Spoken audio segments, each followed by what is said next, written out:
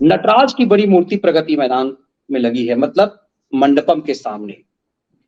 ये सनातन का संदेश देते प्रधानमंत्री मोदी। आप कहते हैं अक्सर कि शिव भक्त मोदी, लेकिन कई लोग कल ही जो चेहल्लुम का जो वीडियो सामने आया था, कल अब हम लोगों ने जो विश्लेषण किया, ये जिद कर करके जिहादी और जिहादनों को दिल्ली की सड़कों पर घूमने की अनुमति दिलाई गई, तो कुछ लोगों ने लिखा कि मोदी तृप्तिकरण कर रहा है।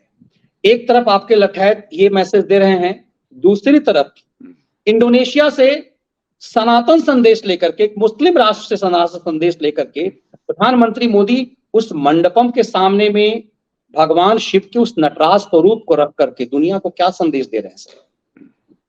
अरे मनीष जी, भगवान शिव के वो है, शंख का आकार है, भारत मंडपम उसका नाम है, उस आयोजन की थीम है वसुधैव कुटुंबकम।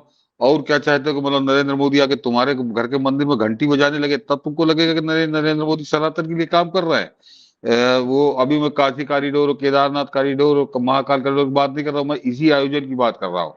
तो ये लोग मनीष जी, ये वो लोग हैं जिसके क्या केकड़े हैं कि वो किसी को, जब केकड़ों की सबसे खास पहचान होती है कि ऊपर जो चढ़ रहा है उसकी टांग पकड़ के खींच लो।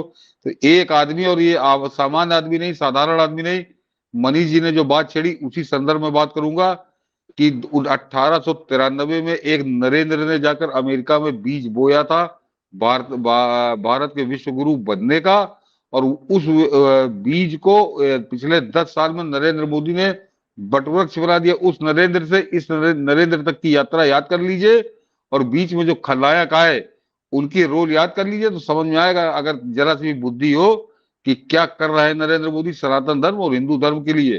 तो जो वो पूरा पूरा आयोजन स्थल, थीम से लेके बिल्डिंग तक, सब कुछ तो सनातनमय है। मैंने कहा ना कि और क्या चाहते हो भाई।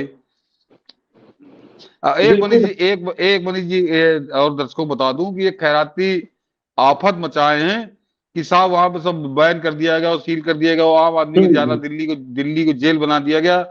तो इन खैरातियों को केवल इतना बता दूं कि ये तो, इसमें तो 50 देशों के राष्ट्राध्यक्ष आ रहे हैं, और वैसे करीब करीब 100 से ज्यादा अंतरराष्ट्रीय संगठन और हस्तियां हैं जो होंगी, हजारों प्रतिनिधि आ रहे हैं। तो इसलिए वहां पर वो कर देना मनीष जी कोई बड़ी बात नहीं है। 2 दिन की सुरक्षा है, तो ये सुरक्षा के तहत किया गया है। और इसको प्रधानमंत्री मोदी ने माफी मांगते हुए 2 दिन पहले अपील की थी कि दिल्ली के लोगों से मैं अपील करूंगा कि इसमें साथ दीजिए, आप मेजबान हैं इनके।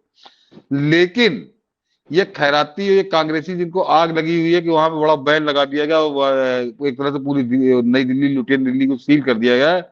इनको याद है दिसंबर 1988, मनीष जी, इंडियन एक्सप्रेस में खबर छपी है, और वो जरा पढ़ के सुना दे दो। क्योंकि लक्षद्वीप में अमिताभ बच्चन और अपनी सोनिया गांधी के अम्मा बप्पा, साले साली सरहज, इनके साथ सेना की जहाज पे राजीव गांधी मौज लेने गए थे लक्षद्वीप।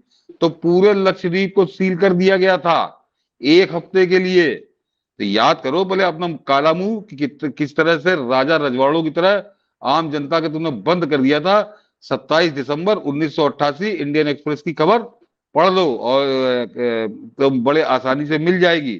तो जो एक फिल्मी स्टार और अपनी पूरी ससुराल उसके साथ अय्याशी करने के लिए लक्षद्वीप गया था, उसकी अय्याशी के लिए पूरे देश पर प्रतिबंध लगा दिया था कि कोई लक्षद्वीप नहीं जाएगा।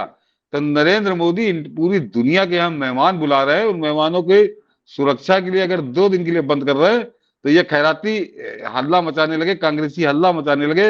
मैंने कहा ना कि अक्सर वही वाली बात है कि ये हमेशा हल्ला इसलिए मचाते हैं कि हमारा कोई कुकर्म पुराना जो तुमको याद ना हो उसको याद करके लोगों को बताओ। तो ये वही काम कर रहे हैं। ये टॉफी बेचने वाला धंधा है, और ये वही चल रहा है। ये टॉफी मांगते हैं, जब इनको नहीं मिलती है तो ये कोई ना कोई ऐसा डांस दिखाते हैं कि इनको टॉफी चॉकलेट देनी पड़ती है। बिल्कुल, और इसीलिए ये पूरा बदलाव है। और ये और एक बनी जी उस खैराती को वो भी दिखा दीजिए, उसको भी जवाब दिया मैंने। तो वही कि वो बता रहा था कि सन 83 में तो 98 आए थे, अब की तो खाली 85 आ रहे हैं। तो वो जरा दाढ़ी वाला जो हाथ मसल के करता है, ये किस तरह से कीचड़ उछालने में लगे हुए कि किसी तरह से इस आयोजन को, G20 को इसको इसका कद घटाओ, इसका जो है एक जो पूरे दुनिया में मैसेज जा रहा है उस मैसेज को खत्म करो, उसमें बाधा उत्पन्न करो। तो इसको भी मैंने जवाब दिया है। हाँ मनीष जी, पढ़ दीजिए आप अपने ढंग से, तो मुझे लगता है हाँ, कि इसने उसका इसने इसने लिखा था कि 7 से 12 मार्च 1983 गुटनिरपेक्ष आंदोलन, 98 देशों के राष्ट्राध्यक्ष दिल्ली पहुंचे, सब कुछ खुला हुआ था, तारीफ सभी ने की थी। ये मैंने कहा था कि ये बड़ा आग लगी कि ये हुआ है। हाँ, तो इसको मैंने दर्जे जी का ऊपर भी चरण है। ऊपर इसको मैंने ऊपर दिखाया था कि हाँ, ऊपर मेरा जवाब, मैंने दर्शक जान लें कांग्रेस कि भक्ति के नशे में जिस सम्मेलन का पहाड़ा ये पड़ रहा है, उसे दुनिया के ताकतवर टॉप 50 में गिने जाने वाले देशों में से एक भी नहीं आया था। जबकि इस बार दुनिया के ताकतवर टॉप 50 देशों में से एक भी ऐसा नहीं है जो दिल्ली नहीं आ रहा है। पत्रकार के भेष में उल्लू को कबूतर बताने वाले ठग हैं। और दुखद ये है कि ये सब पत्रकार थे, ये सब परसेप्शन गढ़ते थे, ये सब ऐसे खिलाड़ी थे। और ये तो खैर नोएडा में सांसद का चुनाव टिकट बांटने के नाम पर बिस्कुट कंपनी वाले को ठग ठग करके टीवी में जो है टीवी चैनल खुलवाते थे और अपने चेलों को, मतलब इस स्तर के गिरे हुए लोग जो है ये अपने आप को कहते हैं कि हम साख के पेशे में पत्रकारिता कर रहे हैं। नहीं मनीष जी, और बता दूं कि ये किस तरह से मैंने कहा ना कि इसने कि सब कुछ खुला हुआ था। अरे वह सब कुछ खुला रहेगा ही, वहां कोई मतलब इस टाइप का आदमी नहीं था। मैंने कहा दुनिया के टॉप 50 देश जो थे वो सम्मेलन से लापता थे। दूसरे मनीष जी, यही गुटनिरपेक्ष आंदोलन 1971 में जब हिंदुस्तान पाकिस्तान से लड़ाई हुई तो उसमें से 90% ये पाकिस्तान के पक्ष में खड़े थे, वहां दुम हिला रहे थे, जिसमें 56 इस्लामी मुल्क तो थे ही थे। वो इंदिरा गांधी का भाई भी था, जिसको इंदिरा गांधी जो आता था माई सिस्टर और माई ब्रदर करके दोनों लपटते थे, गले मिलते थे, वो यासिर अराफात आतंकवादी, वो भी पाकिस्तान के साथ था। तो ये काहे का गुट निरपेक्ष, ये जो गुट निरपेक्ष आंदोलन नाम के हिंदुस्तान को तो खूब बेवकूफ बनाएगा। नेहरू बहुत बड़ा नेता था गुट निरपेक्ष आंदोलन का। अरे जब गुट निरपेक्ष आंदोलन ही बड़ा नहीं था तो नेहरू उसका बड़ा नेता कहाँ था? वही भाई कि तो बौनों में बौने बैठ लेके एक दूसरे के इंची में कद नाप रहे थे, लंबा आदमी दूर खड़ा हंस रहा था। उसी तरह से दुनिया हंसती थी, दुनिया के ताकतवर देश, और ये गुट निरपेक्ष आपस में खिचड़ी पकाया करते थे। और मनीष जी एक बहुत कटु सत्य है, उसको एक कांग्रेसी भले न कहे, ये एक वामपंथी खैराती न कहे, कि पूरी दुनिया में यूएसएसआर के टूटने तक 1989 तक हमारा हिंदुस्तान मोहर लगा हुआ रूस कैंप का आदमी था। भले गुट निरपेक्ष कहने के लिए छलावा के हम गुट निरपेक्ष थे। वो नेहरू ने एक नौटंकी शुरू की थी, उसके बाद में वामपंथी ढपली बजाते रहे। हिंदुस्तान ने 89 तक कभी रूस के खिलाफ कोई फैसला नहीं किया। रूस जो कहता था उसी इशारे पे नाचता था।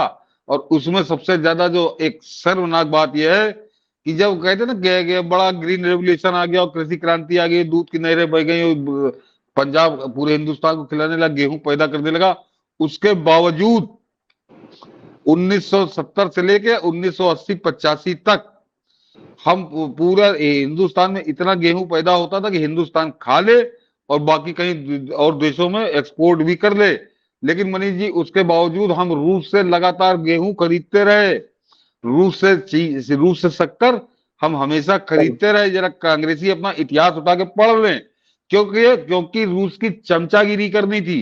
रूस कहता था कि इतना माल हमसे खरीदो, तो ये ना जरूरत होते हुए भी रूस से गेहूं भी खरीदते थे, रूस से शक्कर भी खरीदते थे और दुनिया भर के और सामान खरीदते थे।